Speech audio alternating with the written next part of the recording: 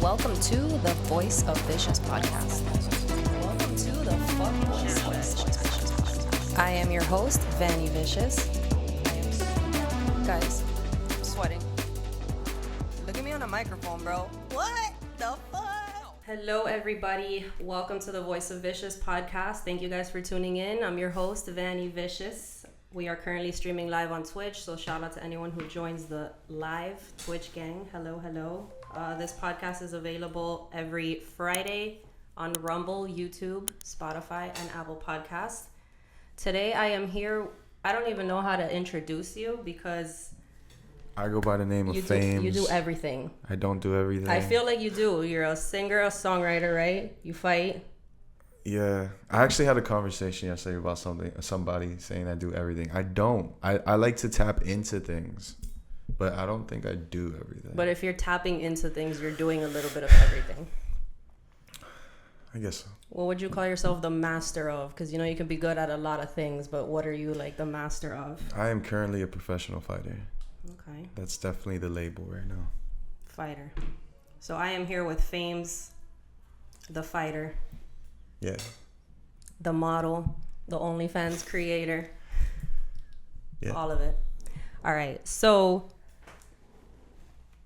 we could see ourselves on this little camera, which I think is dope. So cute. Technology.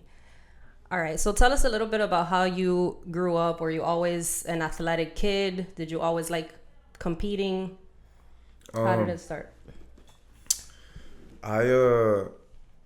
I grew up loving UFC, I think, like everybody, and I really like dove into wanting to do martial arts when I was younger, and I started off with jiu-jitsu, but I didn't get into striking till later. I was into jiu-jitsu, I was into wrestling. I was a bad kid, like I get into fights a lot in school, but I never did any striking. And then I moved to North Carolina for 2 years, and I did my first MMA class, and after that I think it was a wrap. I think I like really fell in love with like the whole striking aspect of everything. So you were born in Miami and then you lived in North Carolina for a little bit? I was born and raised here. I lived over there for maybe like a year and a half, and I came back. Okay. What brought you back? I don't know. My parents at the time, they just wanted, I guess, a break, or they wanted something new, or thought, I don't know what, but all right. I came right back. So you made a transition from MMA and jiu-jitsu and all that stuff to boxing and bare knuckle. So how I got into bare knuckle, I got into bare knuckle because I was growing up. I was on YouTube, and I think everybody was like very king in the whole Kimbo Slice thing, in the Kimbo Slice era, and it was cool to watch on YouTube, especially like growing up in Miami. It was just like a thing. And then somehow I got in touch with Level. He was a bare knuckle fighter out here in the streets, and I think everyone knew him at the time. Mm-hmm. And I was in like awe by him, and we became close. And there was a time that I called him, and because I was in the streets, and I called him. I was like, listen, I don't want to be in the streets no more. And I know that you got out of it, and I know somehow you could get me out of it. And he told me, come to the gym tomorrow. So he kind of like took you under his wing. He did. Level really, really, really took me under his wing for a good time, like a good amount of time. Like he was somebody. There is very few people that played a part in my life to say that they believed in me, and he was first to really believe in me. And I had zero experience, and I think Level had really, really good intentions, but he didn't have all the outlets that I could have. It was just fighting. Well, yeah, because back then there wasn't like the following on social media and all that shit. It was a lot. Yeah, like I definitely had the following. I think I always had the following. I had it more so then than now, which is crazy. But I just I needed the right guidance, and I think he was transitioning in from his past life to his life now. When I met him, it wasn't fully transitioned, but it was to the point where like he could take someone under his wing and could kind of guide him.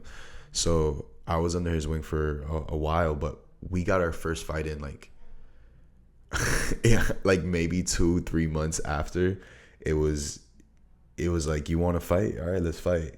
And we fought the biggest dude he could find. I have no idea why. I won that fight, but it was a bare knuckle fight, and then that was my introduction to bare knuckle. So realistically, I have to think my bare knuckle career to level. Do you think that Miami, because I know Level's like, you know, a Miami dude, do you think Miami has like a different breed of fighters? Because I see like a lot of bare knuckle guys. Like if I go to a bare knuckle show, I'm like, oh, they're from Hialeah. Oh, they're from Miami. Oh, they're from here. That's the thing. I think bare knuckle, they have the company within itself plays a big part on who fights on what states. So they have their favorites, and then they have people from out of town coming to fight. So I don't believe it's like a Miami thing. I don't, but I do believe that the roots stemmed from Miami. I do believe like we were the first to like really put it on the map. Yeah. I don't even think it was like a thing back then. I think there were street fights and there's on YouTube, but like backyard street fighting. Yeah, because I remember seeing all that shit on YouTube and being like, damn, these motherfuckers are crazy. Yeah, I think definitely Miami definitely put it on the map. Yeah, like I feel like everyone from Miami just has like a certain I don't give a fuckness to them. Yeah. And it kind of, you know, shows in their fighting, or I mean anything. I feel like a lot of people that come out of Miami are doing like really cool shit. It's like a weird, you know how Hispanics have like a certain culture? Yeah. I believe it's Miami's culture to be a fighter. It's so weird. Or a hustler in some way. An entrepreneur in some way. But I don't think that, how can I say, like, I don't think that's culture. Because then you got scammers and stuff. You know, like, I don't think that's culture. Yeah. I think that's just Miami. Like, it's like, but I think the fighting aspect, I think that's culture somehow. I don't know. It's a lot of Cubans too. There's a lot of Cuban boxers and shit. So I noticed that you have Yards Amelia in your bio. Oh yeah, I do. Yeah. Shout out to Are they a sponsor? How much do you love Hialeah? Because this is like a Hialeah based podcast. Is it really? Yeah, because I grew up there. I was born and raised in Hialeah. So Giancarlo and Dennis, they're part owners, or they're full owners, but both of them are partners for Amelia. And I met Gene a while ago, and he's been a really good friend of mine. With his career being so successful, I look up to what he's done, and I basically sat down with him exactly about 11 weeks ago. He's the one who introduced me to Dennis, which is his partner as well. And I sat down with him. I was like, listen, I'm gonna fully take this fighting thing serious. Like I'm not doing no bullshit no more. I want to dive into this. I took a loss on my last fight, so I was just like, I really just want to dive into this, because there's no reason I should be losing with the gift that I have. And I sat down with both of them. I was like, what's up? Like, fuck a sponsorship. I want a partnership. I want to dive into it, and I don't want to have to worry about bills or anything. I just want to train. And we shook hands. We made a deal, and now I've been rocking with them for 2 months now. I love what's going on in Hialeah right now, because I think that spot is so dope. I'm not from Hialeah, so I don't know what there is to do. But there was nothing. Yeah, I know that spot's super dope. I know like maybe two years from now it could be like a thing, you know? Yeah, I feel like it's kind of already a thing, because there was legit nothing to do there. There was like Valsang, which was a fucking dollar store. Yeah, type of, I don't know. They had everything, toys, wigs. I'm like, okay. Maybe it's like I think it could be like a very like a homey spot for a lot of people. Yeah, like you have nothing to do on a Thursday, Wednesday, Wednesday, exactly. Yeah, and I agree. Friday, Saturday, that's like Wynwood and everything else in the Miami, but like that's like real like. Yeah, homie shit. It's like the neighborhood spot. And I think Gene and Dennis created that shit, and I think they're killing it. Yeah. They're definitely killing it. But I'm happy to be a part of the family. The whole staff is amazing. Everybody treats me very well when I go over there, and whenever I have to discuss about like any checks or anything, everyone's super like they're so like there with me. And the food is good. And the food is fire. Hialeah food's always fire. Yeah, the food's fire. I'm not gonna lie. 24/7, 3 in the morning, pan con bistec, fucking churrasco, whatever you want, available at all times. Yeah. That's one thing I miss about Hialeah. Yeah, I think it's dope. Sure. I think it's super dope. Yeah. So you've been really open about your battles with like mental health and all that, right? That's crazy. I mean, How do you know? I looked you up. I did some stalking. I had to. How has your journey with being so open about that, has it influenced your career at all in fighting, or has it influenced your fans that follow you? I think I've been like a huge advocate of mental health and like awareness of it. And I think it's been like really embedded in who I've became as a man and as a fighter and as a character. I feel like not being an entrepreneur, but more so of like being a free agent. We create characters for ourselves and we want to like portray this and portray that before we get into like who we really are. There's a lot of portraying, and I think a lot of people see my character and they relate mental health or awareness of it to who I am. I think I have a really deep connection with fans and just strangers. Possibly they're not even fans of bare knuckle. That is they're fans of like the message, and like I do love it. Yeah, because it's relatable. Not everyone is gonna be like, I'm depressed today, guys. Like, help! Yeah. I'm in bed all day. I have anxiety or whatever. Yeah. Yeah. So I don't know if a lot of people know this about you, Yeah. but he's live right now for those listening. I don't know if people know that. Yeah, I see the hair. I'm sorry. I know, it looks dope. Looks crazy. When did you do it? I literally just did it. Oh, so it's fresh. It's fresh. What is the thing Poppy with Blends. Shout out to Poppy Blends. What is the thing Shout out with to the pink? Chris Palace. Huh? How did this whole love for like pink stuff? Because I've seen your fights. I've seen you wear pink. Your hair is pink. Yeah. Like, is it just your favorite color? So here's the thing, right? I move off love. I think everyone has their thing and they have their why.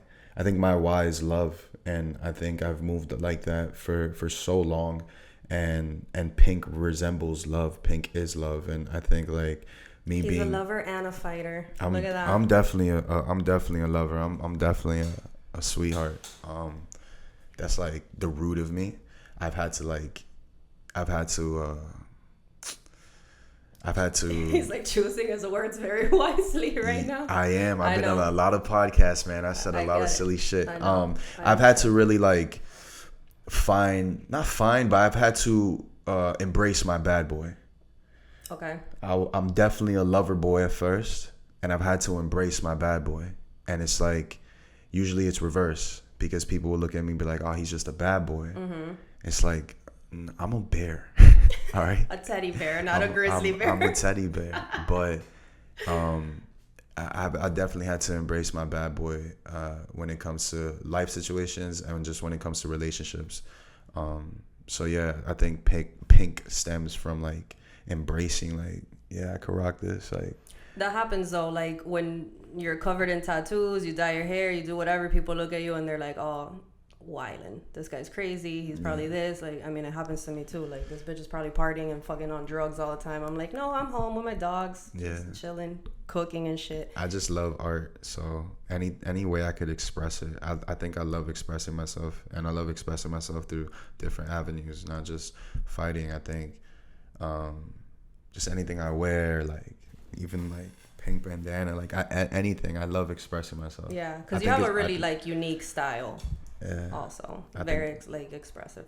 I think it's cool. I like it. Where do you get like inspiration for what you wear when you go out? Or so I didn't get into fashion. I really didn't get into fashion till I met one of my good friends, Justin Love. And when I was around him a lot, I think that's when I got in tune with my fashion sense, because he's a Gemini and he's like off the wall with art. And his creativities and shit. So like I think I took inspiration from that, and then I did my own thing, and now I could say like I fully got my own thing going on. Yeah, like you took like I took parts. Right, yeah. I took pieces of, because I was always like I didn't care about fashion. I didn't care about putting things together, making it look cool. Like, throw on jeans and a shirt. So what? I'm cute. So like, it's so much easier for guys. Right. So I was just like, I bet.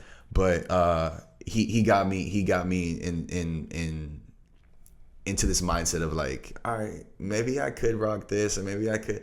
And I tried to do crazy shit. It didn't work out. I tapped into the waters of like fashion, and yeah, it was because of him that I took inspiration. Then I took inspiration and was open to the idea of it. Started looking at different like artists and Chris Brown and stuff like that, and then I just did my own thing. So speaking of art, creativity, I've seen a couple of your music videos. Yeah.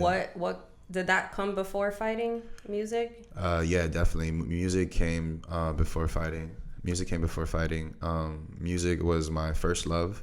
Music was everything to me. I think people know Famez because of music way before fighting. I built my cult fan base from that. And especially here in Miami, it's hard to build a fan base of any sort because people are very judgmental. And in Miami, they don't like to jump on a bandwagon until the bandwagon is running. So they don't like to be the first to be like, oh, it actually sounds good, or damn, they don't like to do that. So once I found my cult fan base and I had these fangirls, it was so like liberating to me that I was like, damn, I should run this up. I need to like really go for it. And at 17, I wrote my first song. No, sorry. I wrote my first song when I was 12. At 17, I went to a studio for the first time, a real studio, not a closet. And I was like, okay, I love this shit. And I dove into it. It was an up and down situation with just where I was going to go. I always knew I was going to end up in some type of screen. I just didn't know the route it was going to take, and I didn't accept it either. I think I really dove into it, you know. I was signed to Lou Diaz for 2 years, and I have great songs. I've done a lot of features, and I thought I was going to skyrocket, and it didn't happen for me. I myself wasn't mentally prepared. I think I took on too much when I was young, and I was trying to still live a normal life. And I missed it. Yeah, I just it was tough. For me, it was definitely tough. And I think I let go of music. I let go of music for my heart, like for me not to go back into it, like to close that chapter. I let go of it honestly when I met Justin. For sure. Cause I think Justin Love is possibly one of the most talented artists in the world. And when I met him, I was a fan. He became one of my best friends. But I was like tapping in still into music and but not as hard, but I was still like I still had my name. And I sat back at one of his shows one time. I don't know if that's normal. Yeah. I sat back at one of my at his shows one time, and I thought to myself, I was like, it's time to let it go. Like, it's time to let this dream go and pursue this fighting shit for real. And I think that happens in every relationship. I feel like your career is a relationship. Even if it's not a person, it's a relationship that you have with that. It's a bond. It's a tie. And even with relationships, when you look at a person and say, I think, I like when you know it's time to let it go. I knew with music, it was time to let it go. And then I blossomed. With fighting. Like, I skyrocketed faster than I ever thought. Literally faster than I ever thought. And I was like, oh shit, this was my calling. This is what you're meant to be doing. Do you still write music, like as a hobby or anything like that? No, I don't do nothing. I don't do nothing with music. It's I don't write. I don't even try to sing by myself. I don't do nothing. Nothing. It was a fucking real tough situation that I had to leave, like, because I thought that was gonna be my world. And it's crazy. Like, I tell people all the time, the rooms that I'm in now, the people that I'm associated with, people that I call friends, I wish that I had those people around me when I was doing music. But funny thing is, my doors would be shut if I was doing music because they don't like competition. And if you are not whoever so-and-so is, you're just another rapper trying to come on. And with bare knuckle and fighting, it's like, oh shit, He's not a competition. I can't do what he does, and he's lit. Mm-hmm. Oh, come in our circle. Yeah, there's a lot less fighters than there are people trying to make it singing or rapping or any of that. So yeah, I cut ties with music, and I'm finally fully okay with it. It took a while. It took years. Cause I watched one of your videos, the one you wouldn't understand. Yeah.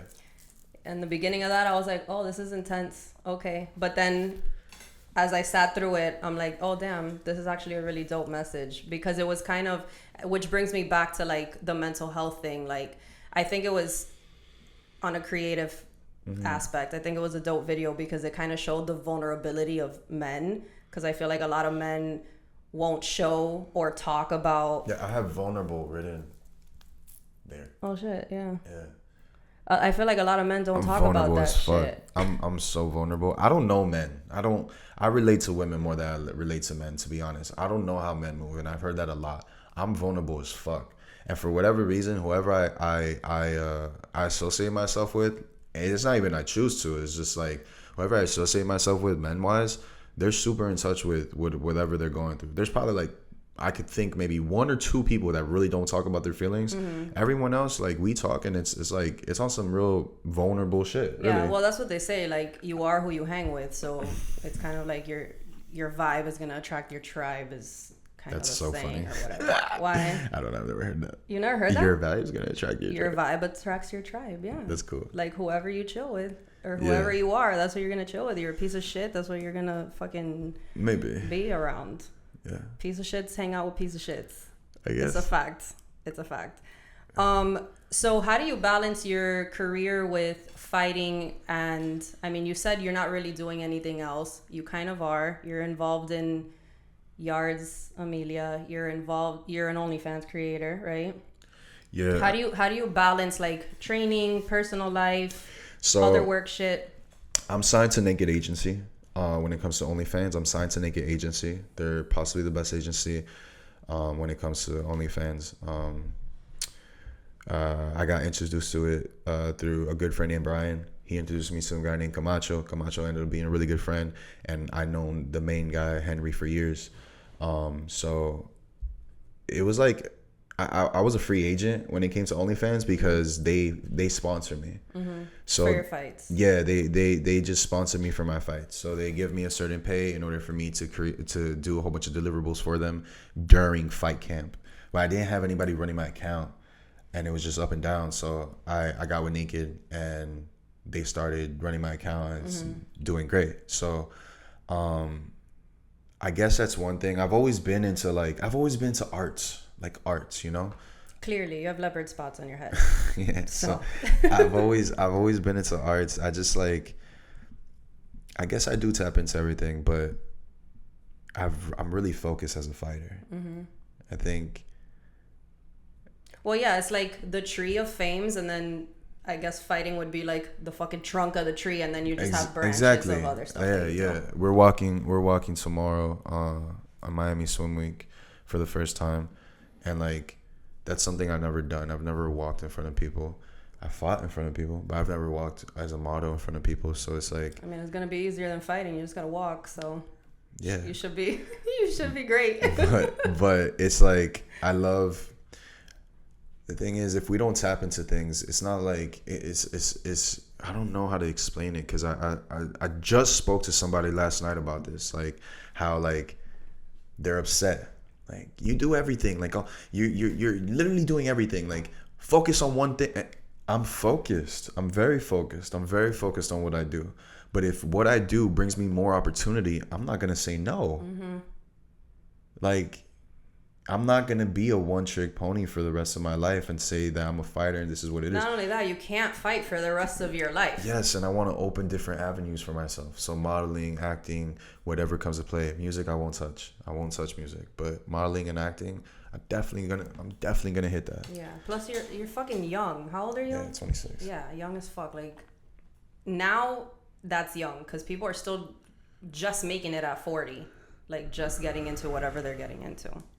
Do you feel like being a public figure, I guess, or in the public eye makes it harder for you to keep like genuine relationships, genuine positive people in your life? That's a good question. And do you think that being in the public eye attracts more people with like ill intentions? Yeah. Sorry, I'm blowing your brain right now. No, you are, because it's like it's like a topic that I was just talking about last night. Yeah, I think so. I never saw my life as fast. The person that I was talking to, she shed light on how fast my life is. And I never understood it because the people that I used to date, they were all higher than me when it comes to status and when it comes to like celeb status, you know? So like they were all higher than me. So I never really understood. I thought I was moving slow. And when I got with her, she shed a lot of light with like, you know, your life isn't normal. I'm like, yeah, it is. It's fucking normal as fuck. Get ready. We're going to go on a helicopter. And she's like, what? And like, I never understood that. And I understand that now. And I think I have a different perspective on how I want to move.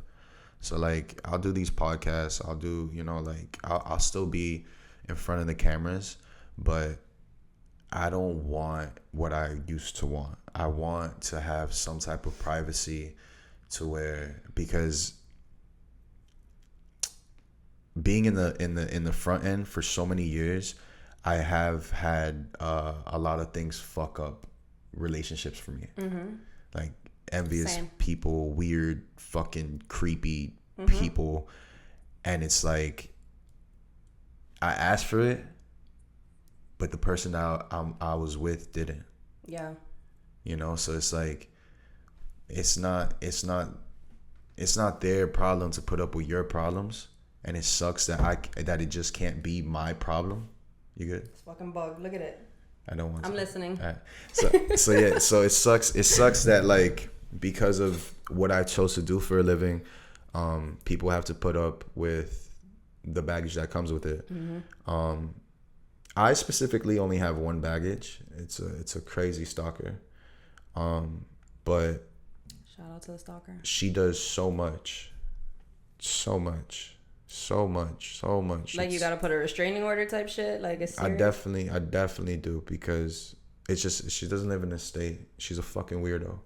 But like, it's been detrimental to a lot of, not just my girlfriend relationships, to a lot of my business relationships. She's just a fucking weirdo. And it's like, yeah, if I wasn't who I was, but then if I wasn't who I was, I wouldn't be who, like, I mean, you can't like blame yourself for choosing the path you chose because some bitch is a psycho. Right. Like, but big but, I don't care for this shit no more.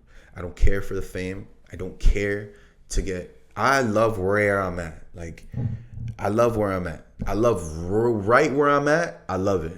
I don't need to be more famous. I don't even need to be famous. Like, I could be known, but I don't need to be famous. That's what I'm trying to say. Like, I'm in the same facility as the famous of fucking fame. Keep me there. I don't need to be there. You know, like, I don't want it no more. Yeah. Because I want to be able to socialize with them and make the deals that they have, but I kind of just want to be in my little fucking world. I want to keep this for the outside world, but I want to have my own privacy. I want to not have people know where I live. Like, I'm moving right now in like a day or two. I'm not posting that shit. If I didn't have my car, I probably wouldn't have posted that shit. Like, from here on out, I want a lot of privacy for myself. Yeah. Because I feel like it's detrimental to my health, and it's detrimental to the people that I try to associate with, because it's like, it's not fair. Like, it's not fair that I can't fucking try to live a normal life. And that's that I'm not famous. If I'm famous, like, if this shit pops off for my fighting career, the next three guys. But that's why famous people live like on their own compounds and shit, where they don't even gotta leave because it's like annoying. The other fucked up thing is like, once you start to put your life out there, like on the internet or whatever, being famous, people think that they have the right to involve themselves, or like, it's like you post a girl you're dating. The moment you delete the pictures, there's 100 fucking DMs of like, what happened to this girl? Where'd she go? Where'd she go? Like, yeah, I feel like it's just, it is what it is. I feel like everyone lives the same life. I feel like it's kind of different for others, but everybody lives the same life. It's just magnified for me. yeah. And like, I chose it. It's cool, but I'm ready to get away from it. Like, I'm ready. I'm more so concerned about cashing the fuck out.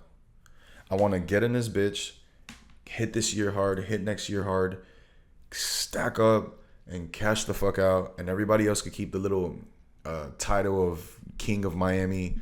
I don't care about that. Yeah. Like, I just care about like being happy. I care about being happy, being secluded, and like wanting to do normal things with like my normal people. I don't think I'm normal anymore because of the fact that I got this person really shed light that my life isn't normal. And like, I love normal now. Yeah. Like, I truly love family time. I never had family time, and like, I love family time. I appreciate it. I like quietness.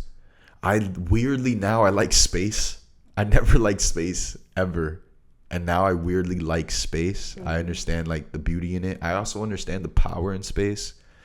It's like there's so much things I'm appreciative about because I don't want what I thought I wanted. Are your inner circle, your close friends, are these people who are like public figures, famous or whatever? Or do you have like normal ass friends too?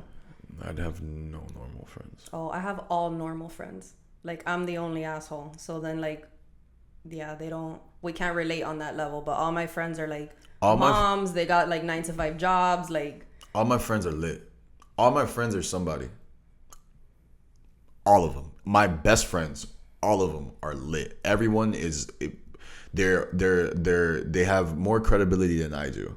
They're all lit. Do you think that hanging out with people that are like on your level or above your level attracts other people that might want to, that have like bad intentions or might want to try to? Nah, I don't think so. I know what you're saying. Like, they see that and they want to get involved because of that. I don't believe so. No, because I think who I am, it just doesn't allow it. I don't even like socialize with people that like want to chill with me because I'm chilling with a name. Plus, like, after a certain time of like being known or whatever, you kind of have like, you develop this radar of knowing when people are shitty or not. But I don't even get around that circle because all my people are lit.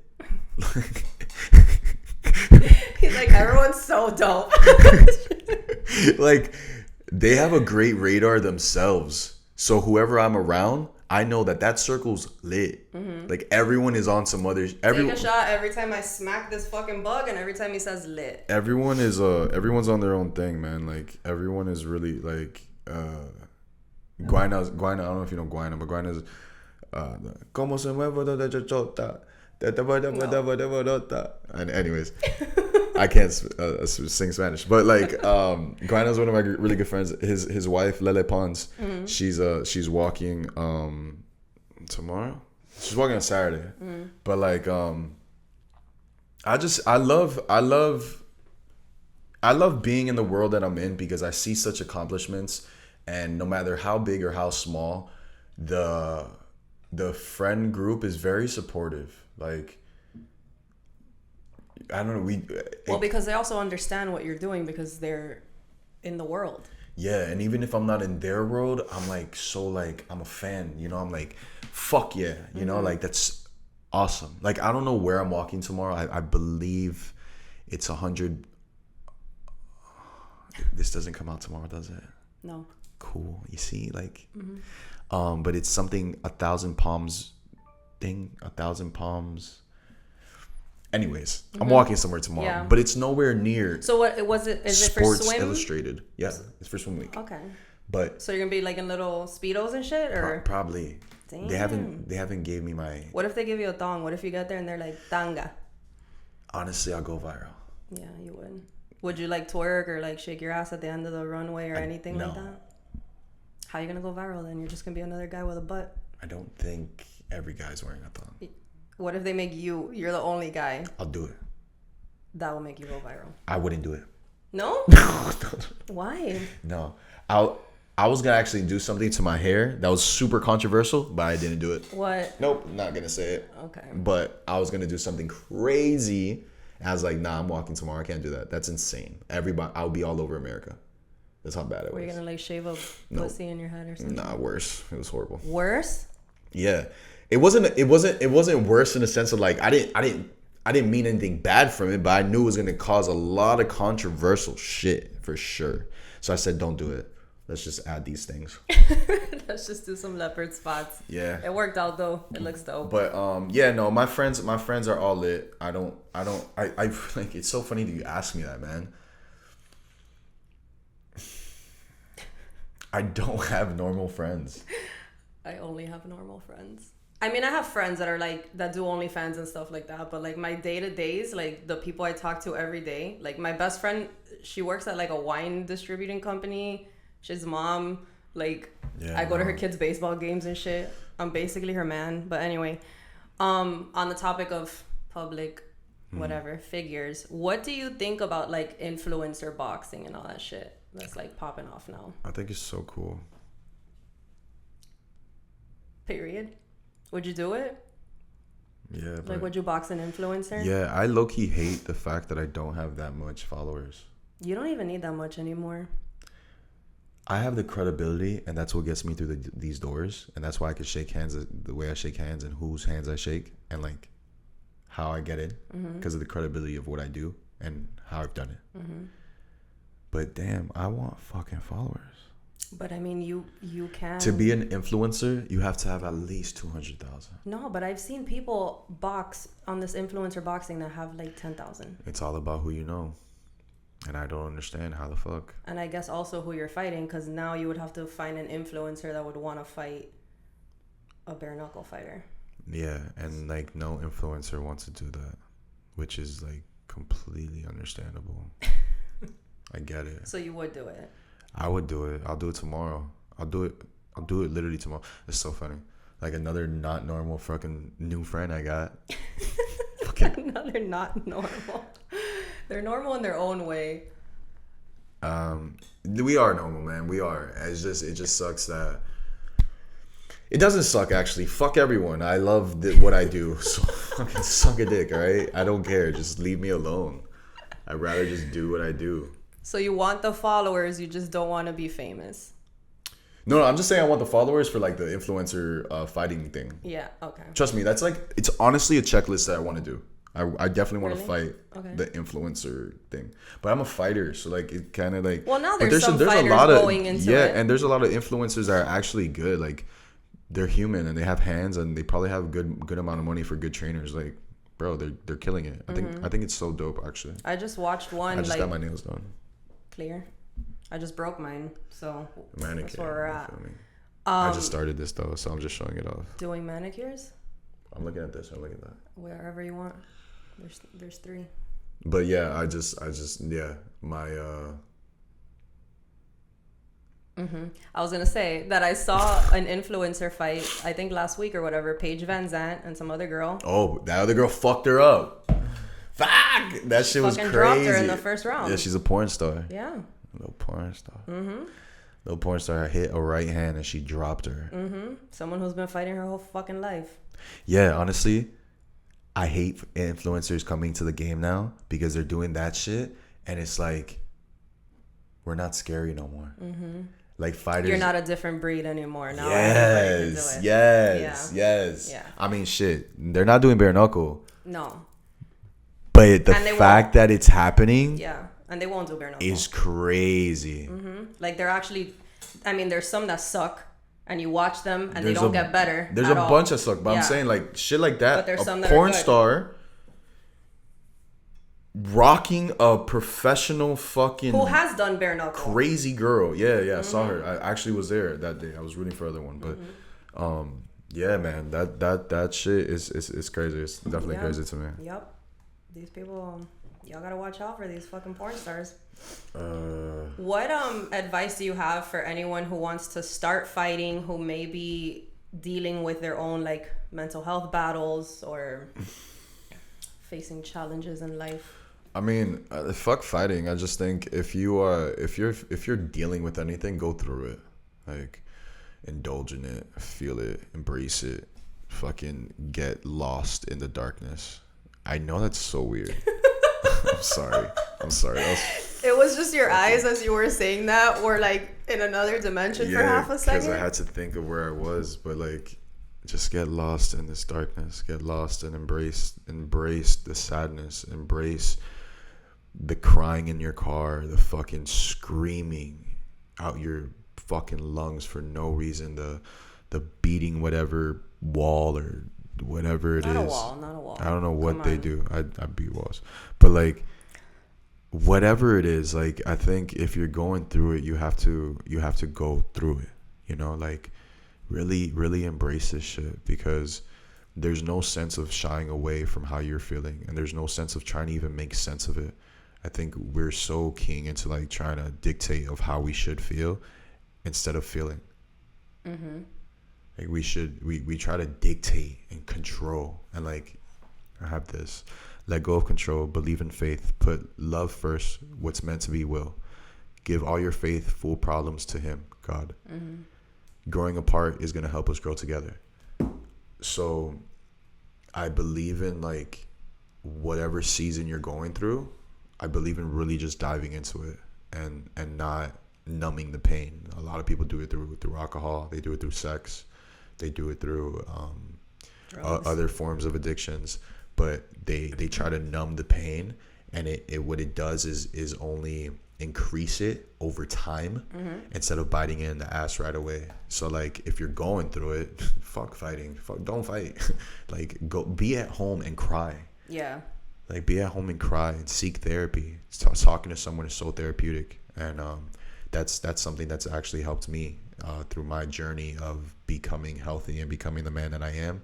I've spoke to so many strangers, so many people that I idolized at some point, and I've also spoke to quote unquote fans, like literally like fucking just talk to them, and it helped me so much. Mm-hmm. Like, a lot. Me sharing my story is so therapeutic to me. Have you always been that way, or in the past have you Nope, I've always been like this. Okay. So you've never been the type to like shy away from feelings and go get drunk instead and fall into some patterns? I was too indulged with what I was feeling. I lived with depression for so long. It was a part of me. So like, it was who I was as a whole character. Like, a lot of people would see happy me and like the player me, but they don't understand that I was masking pain, and I was masking trauma, and I was masking a lot of things. So I guess in a way I did kind of mask things, mm-hmm. and I did that through women and sex, and I realized how empty I felt later. Mm-hmm. So that's why like that's why self-awareness is so important too, because most people won't even come to that realization of like, oh, I'm masking this, or I'm using this as a getaway from this feeling or whatever. Most people are like, the reason I felt that is because anything that I wanted to achieve, I've always had it. And I've always had it like at a young age, and I've always had it quick. Like, I said, I want to do this, and it's happened. Mm-hmm. And then I realized like over time, like being a quote unquote player or trying to fuck my pain away, mm-hmm. literally. Mm-hmm. I realized when I was alone in this fucking tutu, I don't know why I always had a tutu, but I'm alone in this fucking house by my goddamn self after the person will leave, mm-hmm. and like right before I'll call somebody, I'll be like, yo, like, I'm so fucking sad. Like, having to look at yourself in the mirror and realize like you're so sad is such a hard thing to do. Like, people, what I hate the most is, and I think it's a pet peeve of mine, and I've realized it recently. What I hate the most is people not understanding other people when they say that they're sad or depressed. They believe that it's just a culture thing. It's just a but there's actual people. Yeah, they're like, it's trendy to be sad. Right. And it's like, okay, but what about the fucking 80% that aren't trending and it's actual real thing? And it's like they're actually at home wanting to kill themselves. Yeah, and I don't fuck with people that are not sympathetic of that. And I think even so, the reason that they're not sympathetic of that is because they're trying to build a wall for themselves in order to mask their own pain and say, oh no, they don't feel that way, it's fake, or whatever the case may be, because they can't feel that. They haven't hit that yet. Mm-hmm.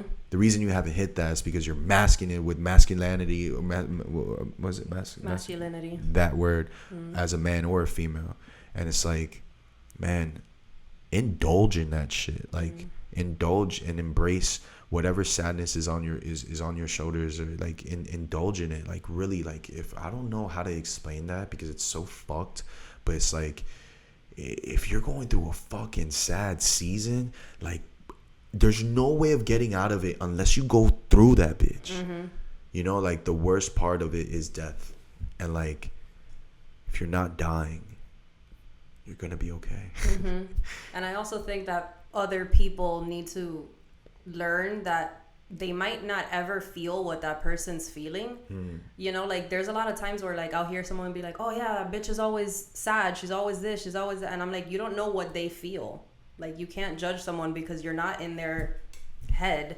Like, you're never going to know what they feel. I think people definitely need to be more sympathetic. Yeah, sympathetic to other people. For sure. I think so too. I realize that I didn't understand everything. I still don't understand everything, but I'm very understanding.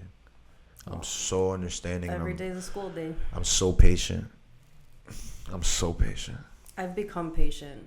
I'm patient as fuck. I used to not be patient at all. Like, I had a fucking... Oh, no, me neither. Like, I'm a Scorpio. What do they call it? A hair trigger or whatever? Just a trigger. Hair trigger? I don't know. People would say some shit to me and I'd be like, what? Like, instant reaction, and now I'm like, okay, you think that? Go live. Yeah, I catch myself. So there'll be certain things that will trigger me, whether it's a tone of voice, the way someone's coming about something, it triggers me because it's like a childhood trigger or some shit. And I can't shut up. I need to say something about it.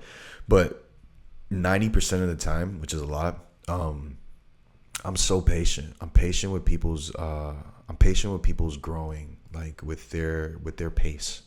If your pace, with their process, or right? Whatever. If your process of growing is slow, then I understand that, and I'm patient with it, and I understand that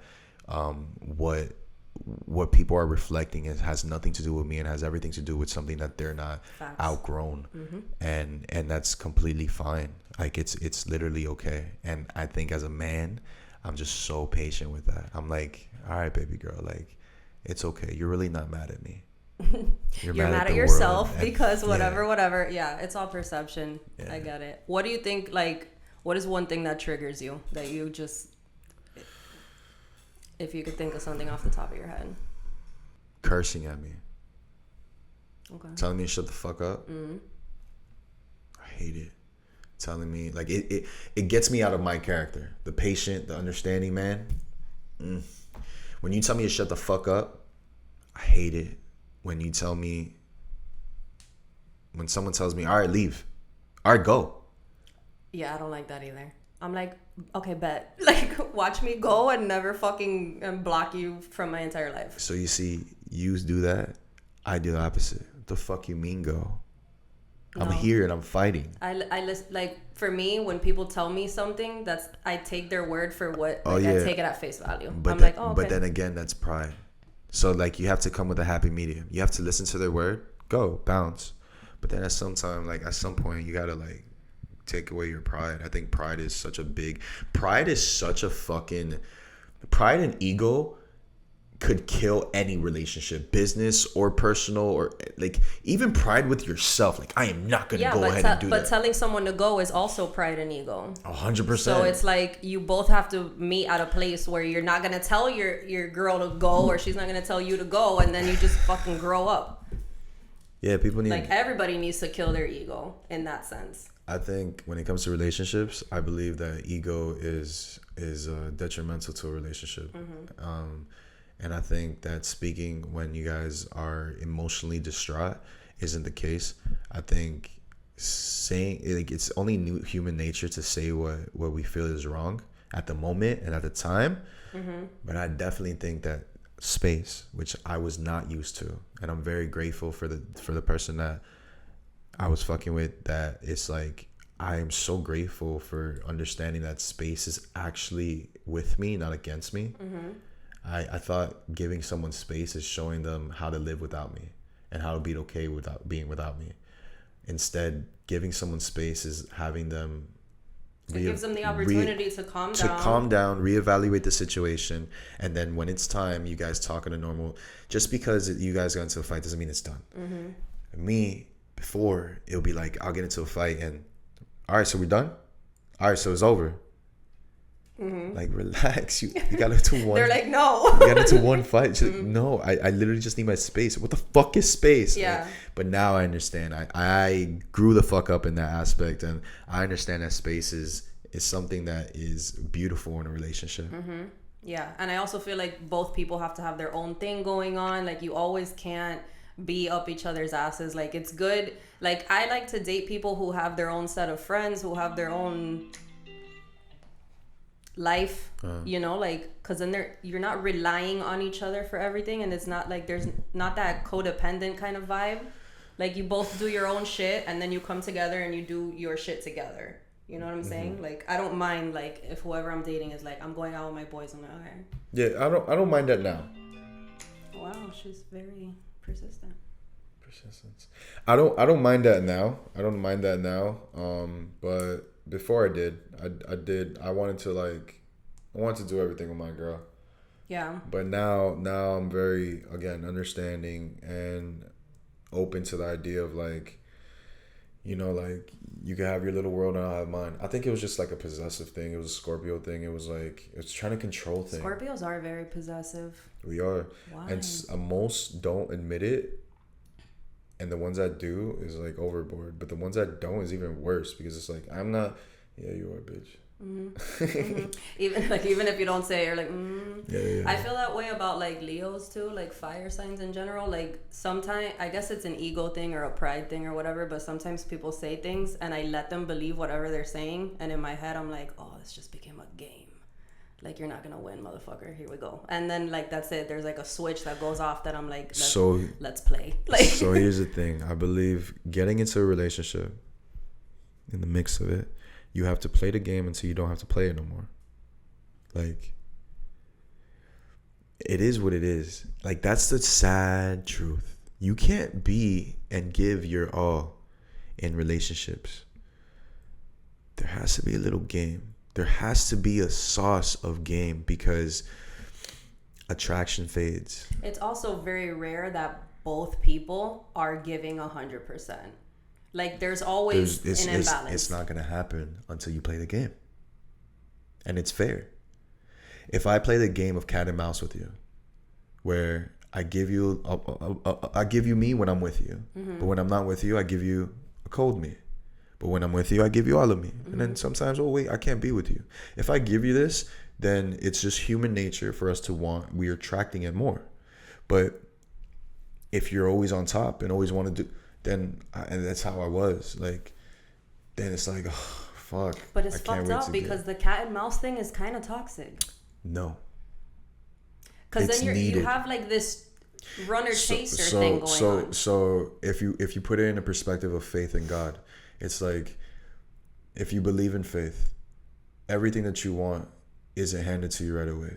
It's a cat and mouse game, whether you see it or not. So how we do anything in life is how we do everything in life, right? So if I'm playing a cat and mouse game in a relationship, in order to be at peace at some point, then within life it's the same ideal. So what you want at that moment is not gonna be it's not gonna be to your liking, but it's definitely for you in order to grow for your liking. So at some point you will be at peace, but you're not at peace now. So it's a cat and mouse game. If you have a relationship with God and you have a relationship with faith, it's like, damn, I'm playing a cat and mouse game with him in a way, or he's playing it with us. So you're saying it's kind of like just learning how to be okay with not knowing what's gonna happen and just kind of like living in the moment. Because I'm saying, yes, be okay with it, but I'm also saying embrace it. There's one thing to be okay with something. There's also something to be embracing something. You have to embrace the fact that in order to be at peace, learn to love it. Yeah. I get it. It's human nature to be attracted to things that don't want us. Yeah, I know. It's fucked up. But I think it's healthy. People want what they can't have. I don't think it's fucked up. I think now looking at it, I think it's healthy. I could be the same person. It could be though, because it's also like motivating. Because you feel like you're like, oh, I can't have that. I'm gonna go get it. Right. So then you get motivated to get it. So and that's why we try to quote unquote control, because when we feel like we're losing control, we want to control their habits, their people that they chill with. Oh my God, what if this guy comes, or what if this girl comes? And it's a lack of control that gets us crazy. But when we give up control, then we understand that it's actually healthy to give each other space. It's actually healthy to play this hot and cold thing, because if you truly want the person, not just for the moment. If you want it for the moment, I don't know about hot and cold, because cold is like. When I say cold, hot and warm, then, because when I say cold, I don't like kind of like this, not so much like and then like all lovey. Right. It has to be a fluctuation of that, because if not, you lose attraction. And what attracted to you to that person in the beginning was a chase. And what's going to be continuously attracting to you is always going to be the chase of, damn, my man can see me today. Oh shit, he can see me today. It's the fluctuation of endorphins that happen when for instance, I heard something the other day. A teacher that gives you a good grade all the time, straight A's, you're happy about it, but you're so normalized to it that when he gives you another A on a test, it's like whatever. But you go to a hard teacher, and that teacher goes ahead and it's the complete opposite. They give you D's and they give you C's, and all of a sudden you get a fucking A. Your excitement level goes fucking through the roof. Yeah. Because your math teacher fucking gave you an A, but this social studies has always been giving you an A. You don't really give a fuck about that. And it's just human nature. It's human nature. So let's say married couples that live together. How do you think that they could keep that push and pull kind of cat and mouse thing going? I think it comes with flirtation. I think it comes with space. Space. Yeah. It's natural. If we don't look at it in a negative mindset, it's natural to give each other space. It's natural to go ahead and flirt with your person that you've been with for X amount of times, like you just met. Yeah. Like, damn, I want to hit that tonight. Babe, what? You're with me every night. I know, but tonight I want to hit that. Like, it's natural. And once you start understanding that is the way of life. Life isn't direct, and life isn't all you want, and life is never going to give you all you want. It's always going to be a little turns and corners. That's why we think that every relationship isn't perfect, but no, imperfection is perfect. Like, there's beauty in that shit. There's beauty in this. There's beauty to say that I did this with somebody instead of saying I had it all with them. And that's why people that have it all never last, because there's no substance, there's no real core values. So like, if you're not cheating on me, that is the only thing I could say, like, all right, fuck this. Same, yeah. I'm right. Everything else is, but we could talk it out or figure it out. We could talk about everything. We could talk about everything. I think communication is so key. I've never been so communicative with a person until recently than I am now. And I think what's funny is I don't know why, but with other people, I felt butterflies. I felt fire. I felt. I know exactly what you're gonna say. Yeah, I felt fire. I felt instant. That oh my God feeling. The rush feeling, and I thought that was like what you're supposed to feel for a person. I know, and then I learned it's like anxiety. Well, like it's borderline anxiety, and then you meet someone that you're just like chill with, and it's completely different. You meet somebody that you're actually healthy with, and so you're so used to the toxicity of the patterns of other people. Preach. That you don't believe that this is love, or you don't believe that this feels right. You don't believe that you possibly even have something for them because it's so healthy. And yet it's like, no, buddy, this is exactly like you're not supposed to feel all that anxiety and like, oh, I need this person so bad, like all those butterflies, the fire, the y'all hearing it from a man, just saying. Yeah, it's like all that magnets don't attract when you try to push them together. It's when you flip them and they attract, and it's like the opposites. And it's like understanding that when I try to force something and it's like hot and that's cool, but it ends quick, it's not gonna last. Even if it doesn't end quick, it's not gonna last. So it's like I found somebody that I didn't feel that fire for. I found somebody that I didn't feel that rush where I look at them and I feel butterflies and I question myself like, damn, do I feel it for them? And I think they did as well for me. But looking into it, it's like... But then you find yourself like hanging out with this person more and more and you're like, oh, okay, I guess I do, because I keep wanting to fucking see them. So the thing is, it's like if your core, and this is what happens, if your foundation of when you're meeting somebody, if your foundation is sex, hot, and like in the moment, fucking fire, butterflies, whatever you want to call them, and you mistake that for love, or you mistake that for, wow, I really am attracted. Okay, if that's your foundation, then you have to understand that at some point you guys got to come around and bring your foundation to communication, to speaking amongst each other, to understanding each other, to patience. This turned into a whole ass relationship counseling session. Yeah, I'm here for it. This is the deepest podcast I've recorded so far. So what I'm saying is, like, if you start off hot and that's your foundation of whatever it is, that relationship that you have, understand that at some point you guys got to come around to communicating, to being patient, and to being understanding. You actually have to learn how to be in the relationship. Learn now. You were in the moment. Yeah.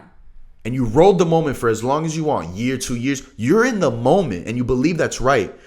But then you're not understanding that why you're not communicating. You're not understanding as to like why you guys are giving so much space. You're not understanding because your core foundation isn't. It's not the basis of a relationship. Right. Yeah. And now I understand being healthy. And now I understand like, wow, a foundation of a relationship is really growing with somebody. Really building a best friend. And in order to build a best friend, you have to build a safe place for them. You have to build trust. You have to build respect. You have to build honesty. You have to build communication. You have to build patience. You have to build all these things in order to go ahead and say, wow, I know now when I want to hit that on switch, oh, it's time to go. Now I can feel the butterflies. Now I can feel the hotness. Yeah. But it doesn't come before then, because if it does, it's not going to end well. But if you have that foundation that nobody else could bring, that's the thing. Everybody could bring attraction. Everybody could bring that butterflies. Butterflies, that shit happens. Yeah. If I see the right girl at the right time in Publix and she got glasses on and she cute, she got glasses I got butterflies. You feel me? Yeah. But, and vice versa for a girl. If she sees an extremely attractive guy, you might have butterflies. You might think he's hot. But building something is so much stronger, and I haven't hit it yet, but I believe that is the true meaning and foundation to have a long-lasting relationship. It's to build communication, it's to build understanding, it's to build patience, and to have that. It's to build your team. It's to have that as your root. And then everything else, then you can have fun. Then you could go ahead and fucking be fucking bunnies and fuck across the fucking kitchen and do all your dirty shit, you feel me? But like, it doesn't last. And I know that. That's why like I don't jump into attraction. I could care less about attraction. There's something that I found something within somebody that I can't just go across the street and find. The point is, building a foundation of a friendship is definitely more important than building the heat of a moment of attractions. Yeah. I think that could be found with anybody across the street. I don't believe building a foundation of communication and understanding and respect, I don't believe that you can find that across the street. And I'd say king into that. So it's like I really, really appreciate that. So yeah, that's basically all I had to mumble about. What a lover boy. Do you find it harder to find a relationship because of your fighting career, or because of your OnlyFans, or because it's just hard because Miami's just a difficult city? So the OnlyFans doesn't matter, man. Like, I'm not out here slanging dick. Can I say dick? Yeah, say whatever the fuck you want. All right, cool. Ooh, jeez. But no, I'm not out here doing that. I think somebody brought it to my attention, man. Like, I don't think I want to run that route. Did I want to? Like, did I not give a fuck? I wanted to be a porn star at some point.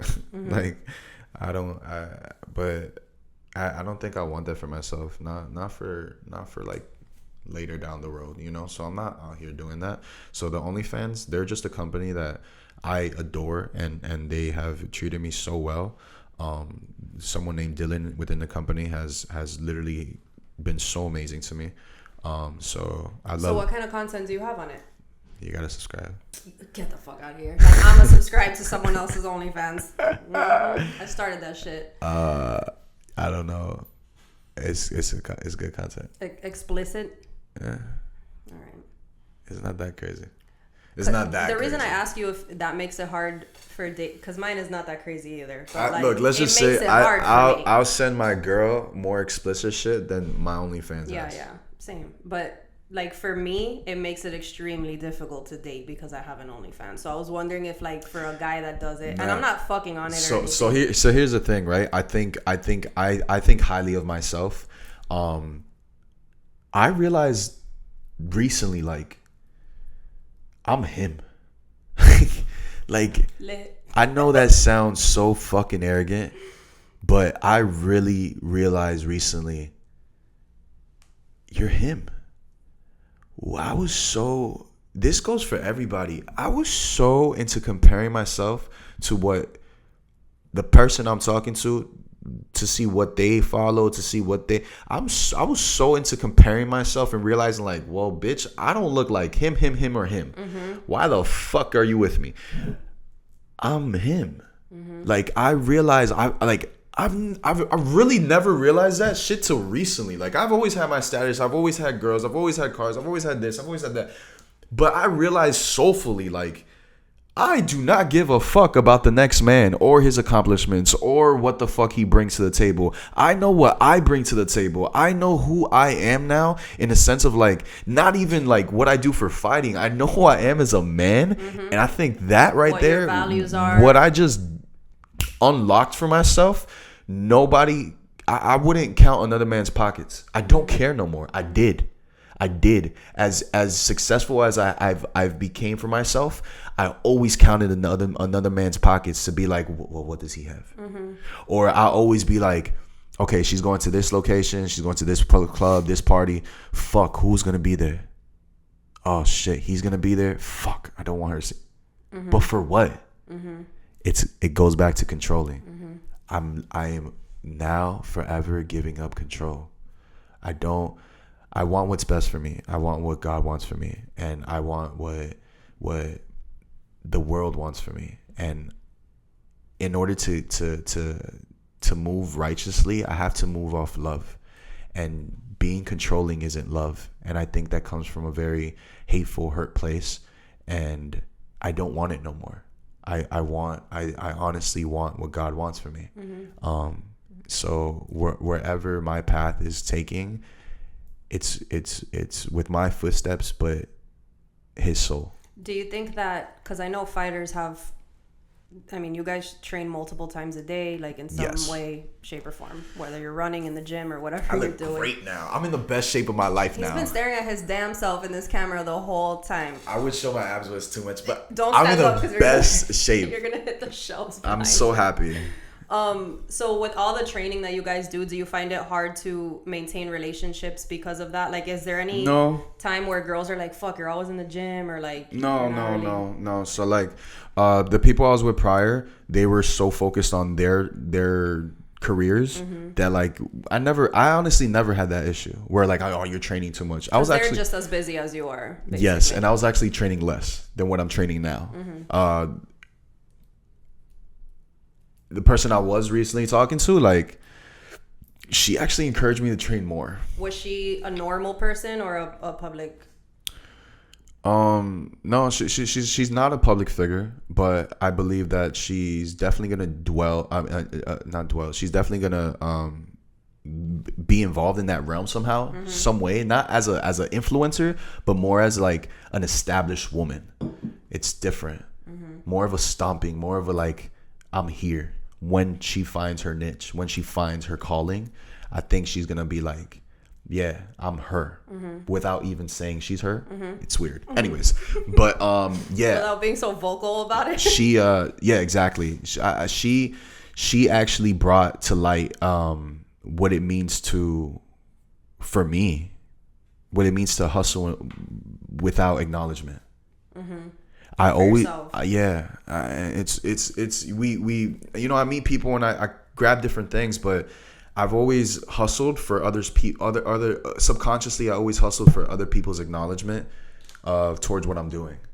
And these last 11 weeks, I sat down after this fight that I lost, and I was like, you know what? I'm gonna be glued. And I went ghost, and I started training. I'm training so much now. I did notice that because of her shedding light, which is super dope. Well, positive influence. Shout out to her. She's her. So I was looking at your recent post, and you were saying that from now on you're gonna do what's best for you. You were saying at that time you're like, it's week 5 of this new version of myself. Are you listening to me? I'm looking at the new version of myself. So this new focus was inspired by your last loss. Is that what you're saying? Like you lost and now you're refocusing and everything. Yeah, okay. Definitely. So how does this version of yourself differ from previous versions of yourself? I think I'm more complete. I'm more complete as a man. I don't think as a fighter, of course, but I think everything results to how you move in life before it moves into your career.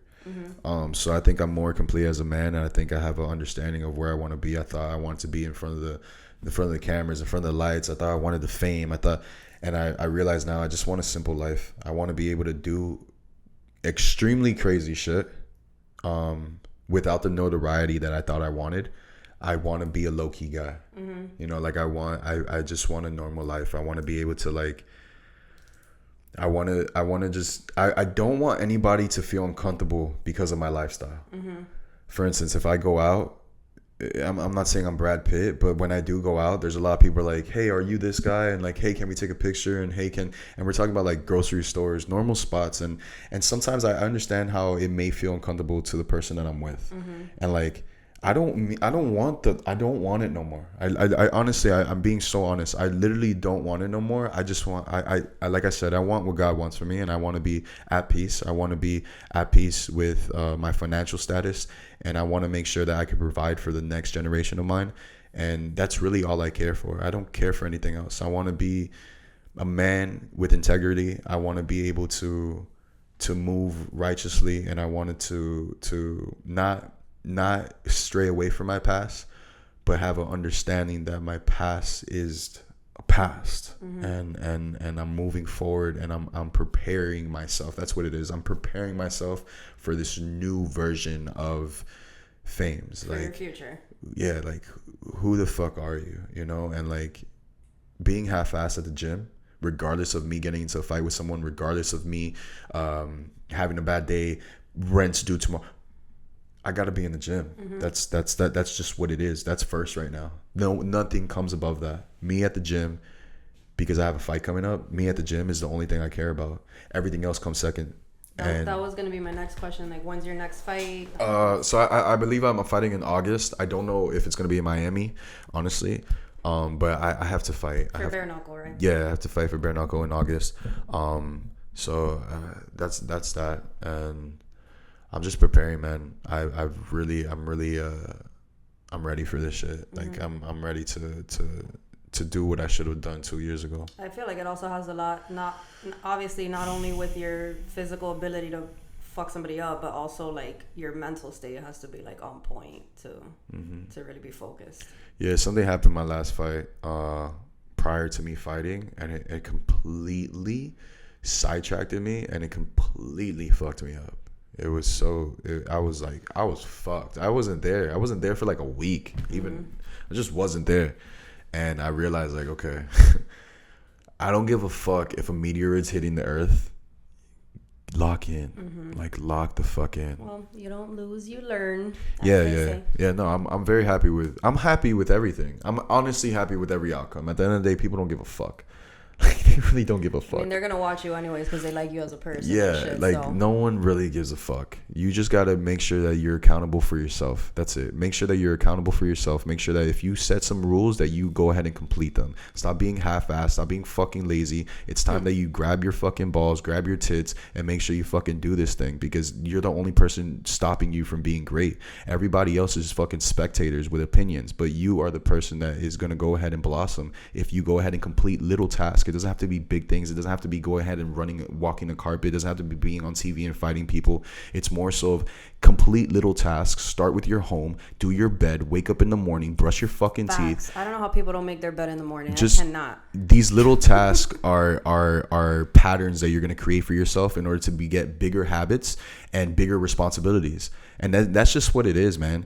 It doesn't matter if you're going through a heartbreak. It doesn't matter if you're going through a trauma. Like, build these little tasks for yourself in order to be great, in order to really pursue your dreams, like your real dreams. You can't pursue that shit unless the little things at home are not completed. And I'm very headstrong about that. Like, I'm super headstrong about that. Like, now I've never been like this, but now I'm holding myself accountable for everything. Yeah. Everything.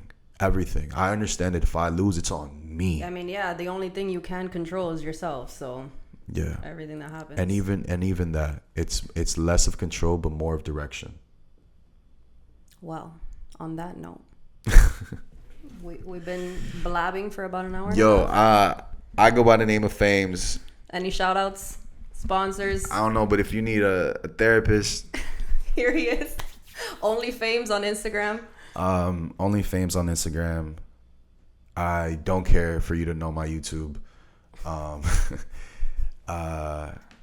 out to pornographic music videos. Yeah, OnlyFans. You could go ahead and subscribe if you like. Where's the link in your bio? No. The link? Yeah. The link is actually in my bio for OnlyFans. What else? I look really good because of a man named David, Mac Method, Neo Medicine. They have been treating me amazing, and I look good not just because of myself, but because of. And you feel good, and you're ready. I feel great. Man. I feel great. I'm practicing abstinence.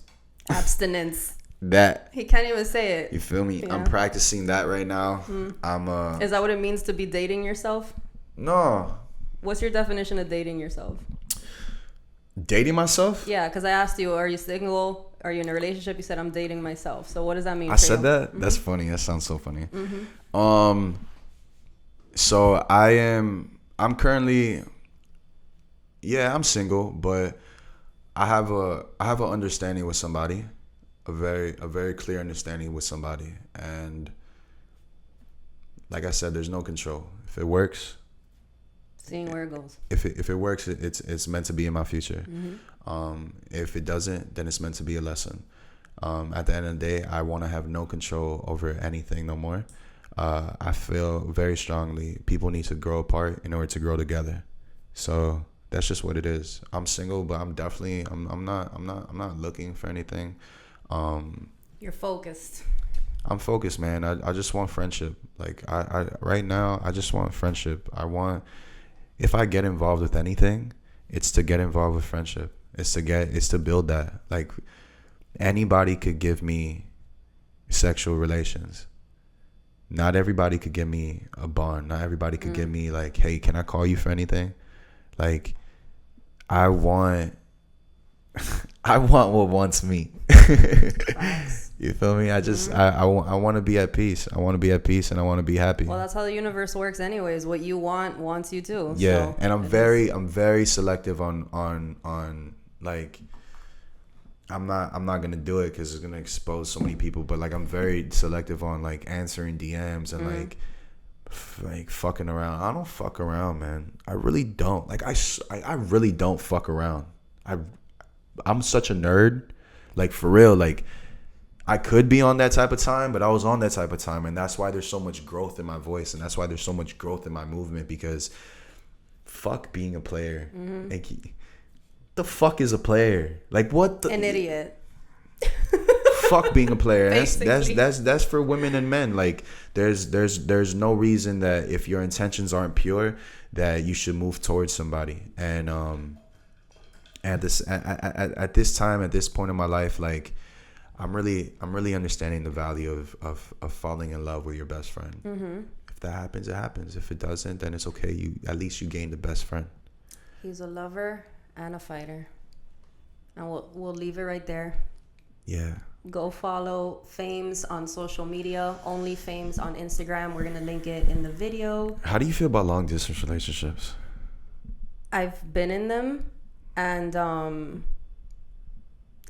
they're difficult, but I feel like they're the best way to learn trust.